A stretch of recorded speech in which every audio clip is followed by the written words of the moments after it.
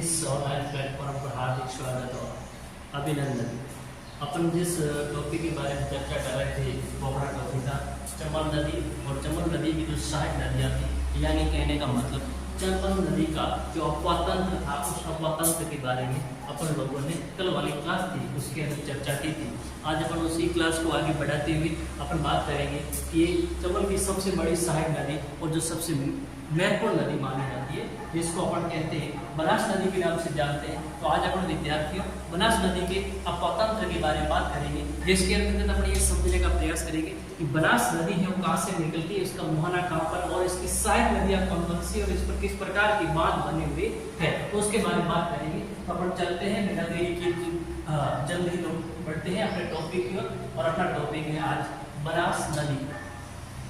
जब देखिए विद्यार्थियों बनास नदी के बारे में बात करते हैं तो अपन सबसे पहले ये समझने का प्रयास करेंगे कि बनास नदी है वो कहाँ से उद्गमित होती है और उसके बाद में किन किन वैसे देखा जाए पूर्ण रूप से राजस्थान में बहने वाली नदी है ये, और तो इसका मतलब सीधी सी बात है कि एक ही राज्य के अंदर ये प्रवाहित होगी, लेकिन उस राज्य के अंदर कौन कौन से जिले हैं या कौन से डिस्ट्रिक्ट है जिसके अंदर ये नदी है वो प्रवाहित होती है। तो उसके अंदर अपन देखते हैं आपके सामने एक मानचित्र है विद्यार्थियों राजस्थान का, जिसके अंतर्गत अपने एक बार अपनी देख लेते हैं कि जैसे मैं बात करूँ यहाँ पे आपके पास एक जिला है विद्यार्थियों जिसका नाम है राजसमंद जिला।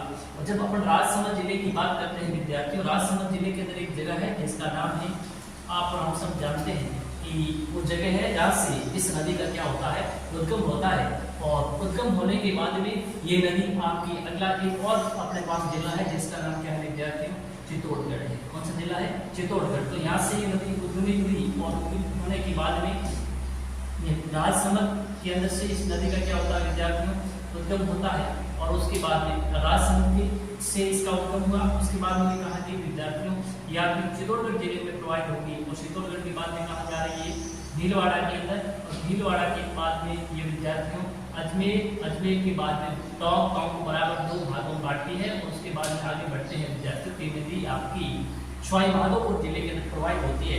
और आप और हम सब जानते हैं विद्यार्थियों कि सवाई माधोपुर जिले के अंदर इधर अपने बात की थी यहाँ पे नागा वहाँ की पहाड़ियाँ वहाँ से नदी उद्गमित हुई थी और ये नदी चित्तौड़गढ़ से राजस्थान में प्रवेश किया, उसके बाद में बूंदी फिर कोटा, उसके बाद में हम लोगों ने देखा था कि सवाई माधोपुर, उसके बाद में करौली और धौलपुर और फिर आगे मुरादगंज यूपी के अंदर यमुना नदी आ रही थी विद्यार्थियों उसके साथ में विलीन हो जाते थे। इसी प्रकार से ये जो बनास नदी है विद्यार्थियों ये सवाई माधोपुर के अंदर जगह है जिसका नाम है रामेश्वर, और वहाँ जाने पर बाद में ये विद्यार्थियों बनास नदी है तो नदी किस नदी में विलीन हो जाती है, ये नदी आपकी चंबल नदी में विलीन हो जाती है। तो इसका मतलब ये कहाँ का प्रवाहित हो रही है, राजसमंद में हो रही है, चित्तौड़गढ़ में हो रही है, भीलवाड़ा में हो रही है, अजमेर में हो रही है, टोंक में हो रही है और सवाई माधोपुर। तो इसका मतलब है कि इस नदी का प्रवाह क्षेत्र विद्यार्थियों कितने जिले हैं, 6 जिले के अंदर ये नदी है वो प्रवाहित होती है। अब इस मानचित्र की बात करें यहाँ पे देखिए अपन, हाँ ये मानचित्र लिया गया। अब इसमें अच्छे से समझने की बात करते हैं, अपन प्रयास करते हैं। अपन जानते हैं ये जिला बांसवाड़ा है, ये जिला डूंगरपुर है, ये जिला उदयपुर है और ये जिला आपका कौन सा है राजसमंद जिला है। और जब देखिए विद्यार्थियों जब मैं राजसमंद जिले की बात करता हूँ तो राजसमंद जिले के अंदर यहाँ एक जगह है जिसका नाम है खमनोर की पहाड़ी। क्या नाम है जिसका, खमनोर पहाड़ी। और ये पहाड़ी कहाँ पड़ती है विद्यार्थियों, ये पहाड़ी पड़ती है राजसमंद में। ठीक बात है, खमनोर की पहाड़ी राजसमंद से एक नदी निकलती है विद्यार्थियों, और इस नदी का नाम क्या है अभी हमने देखा था। और ये यहाँ से निकलने के बाद कहाँ गई, ये जिला कौन सा है चित्तौड़गढ़ में प्रवाहित होती है विद्यार्थी। चित्तौड़गढ़ के बाद कहाँ गई भीलवाड़ा, भीलवाड़ा के बाद में कहाँ गई विद्यार्थी ये इधर एक और डिस्ट्रिक्ट है अजमेर, अजमेर के बाद में कहाँ गई, ये जो डिस्ट्रिक्ट है इसको बराबर भागों में बांट रही है, कौन सा है टोंक, और टोंक के बाद में सवाई माधोपुर, और सवाई माधोपुर के अंदर विद्यार्थियों आप सब अच्छी तरह से जानते हैं कि इस तरफ से नदी और आती है और इस नदी के अंदर आने के बाद क्या हो जाती है विद्यार्थियों विलीन हो जाती है। तो कहने का मतलब ये हुआ कि ये जो नदी है विद्यार्थियों ये नदी राजस्थान की, इस जिले का नाम क्या है मैं बात करूँ तो ये मतलब ये जिला कौन सा है, ये जिला है राजसमंद। तो इसका मतलब इस नदी का उद्गम कहाँ से हुआ राजसमंद से, उसके बाद ये जिला कौन सा है जिला है आपका चित्तौड़गढ़, तो इसका मतलब कहाँ प्रवाहित हुए विद्यार्थियों, चित्तौड़गढ़ के अंदर। उसके बाद आगे बढ़िए जिला कौन सा है, ये भीलवाड़ा, तो इसका मतलब नदी कहाँ गई, भीलवाड़ा के अंदर। और इसके बाद में ये कौन सा जिला है विद्यार्थियों, ये अजमेर, इसका मतलब नदी अजमेर में भी प्रवाहित होती है।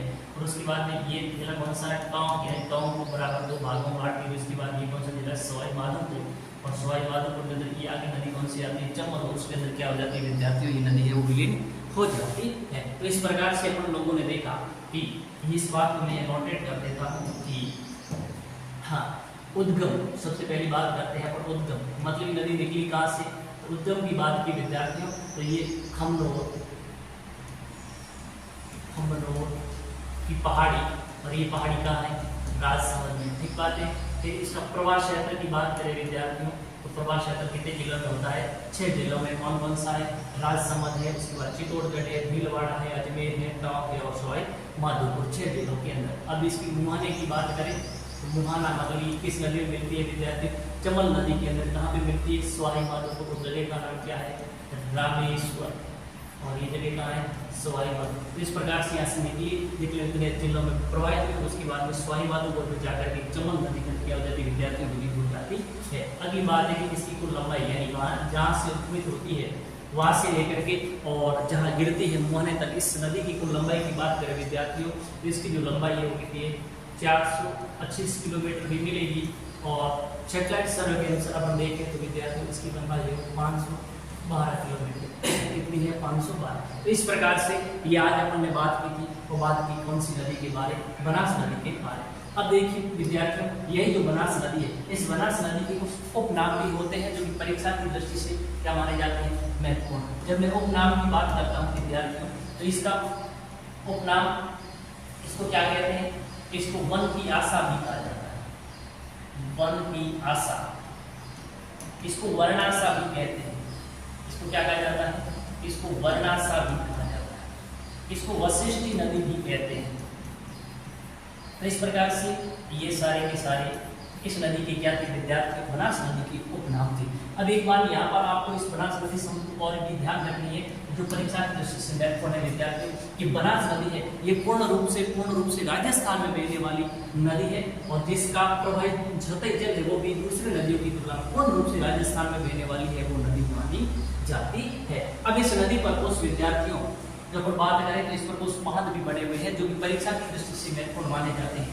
जब इस नदी पर बांध की बात करता हूँ विद्यार्थियों में, तो इस नदी पर कौन कौन से बांध है, तो अपन वापस किसी मानचित्र पे देखते हैं। जब बांध की बात करते हैं विद्यार्थियों, इसी मानचित्र को और आगे बढ़ने के लिए देखते हैं, ताकि अपने को ये चीज है विद्यार्थियों अच्छी तरह से समझ में आ जाए। ये हो गया आपका मानचित्र। और जब जैसे मैं इस मानचित्र की बात करता हूँ, अभी अपन लोगों ने बात की थी, ये जो नदी है, इस नदी पर मुख्यतः कुछ बांध बने हुए हैं। जब हम लोग विद्यार्थियों बांध की बात करते हैं तो अपन जानते हैं सबसे पहले नदी, जैसे यहाँ बात करो कौन सा जिले कहाँ से निकलती है, देखो ये कौन सा जिला होगा आपका, आगे ये बांसवाड़ा, डूंगरपुर, और ये उदयपुर, और ये कौन सा होगा, हासन।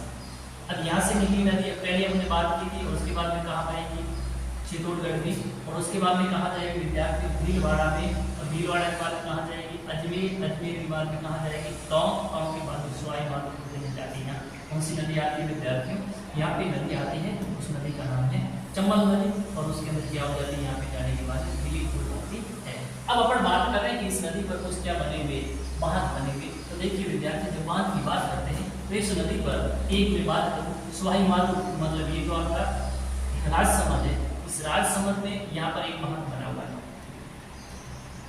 और इस बांध का नाम क्या है विद्यार्थियों, राजसमंद में इस नदी पे जो बांध है उसका नाम है नदसमंद, उस बांध का नाम है नदसमंद बांध। और ये कहाँ पे है, और ये है विद्यार्थियों राजसमंद। सिर्फ थोड़ा सा आगे की ओर बढ़ते हैं तो इस नदी पर एक और बांध बना हुआ है विद्यार्थियों, और एक बांध बना हुआ है चित्तौड़गढ़ के अंदर, और ये जो जगह है इसका नाम है मातृकुंडिया, मातृकुंडिया। और ये जगह कहाँ पड़ती है, चित्तौड़गढ़ में, और यहाँ पर भी इस नदी पे क्या बना हुआ है, बांध बना हुआ है। फिर आगे की ओर बढ़ते हैं तो इस नदी पर अपन देखते हैं कि सबसे यहाँ टोंक को बराबर भागों में बांटते हैं, टोंक पे इस पे बांध बना हुआ है जिसका नाम क्या है, बीसलपुर, बीसलपुर बांध। और ये कहाँ पे है विद्यार्थियों, ये है आपका टोंक में, किस नदी पे है, बनास नदी पे। और फिर आगे की ओर बढ़ते हैं तो इस नदी पर एक और बांध बना हुआ है और उस बांध का नाम है विद्यार्थी इसदा बांध। जैसे ही ये नदी आपकी चंबल नदी पे गिरती है, गिरने से पहले इस नदी पर एक बांध बना हुआ है यहाँ पे, और ये बांध कहाँ है, ये बांध है आपका इसदा बांध। और ये बांध कहाँ है, ये बांध है सोहाई माधो। तो ध्यान रखना इस पर कितने बांध होंगे, 4 बांध होंगे विद्यार्थी। कौन कौन से, इस नदी पे बात करूं, एक नसमत बांध है जो विद्यार्थियों का है राजसमंद में। इस नदी पे चित्तौड़गढ़ में बांध है जिसका नाम क्या है, मातृपुनिया। और इसी नदी पर एक बांध है विद्यार्थियों आपका, ये पर बात करें टोंक के अंदर, और जिसका नाम क्या है, बिसलपुर बांध। और इसी पर एक इसदा बांध है जो कहाँ पे, सोहाई माधो। तो इस प्रकार से कितने बांध इस नदी पर विद्यार्थियों कुल मिला के कितने बांध है। परीक्षा की दृष्टि से इसमें 4 बांध है जो आपको बढ़िया है विद्यार्थियों, उसको बढ़िया याद रखना। ठीक है, अब इस नदी पे विद्यार्थियों कुछ क्या है, त्रिवेणी संगम, यानी जहाँ पे 3 नदियां आके मिलती है तो उसको अपन बोलते हैं त्रिवेणी संगम। यानी इस नदी पर, ये नदी है विद्यार्थियों, ये आपके 3 त्रिवेणी संगम है, उसका क्या करती है, निर्धारण करती है, या 3 त्रिवेणी संगम है बनाती है। यानी कहने का मतलब है कि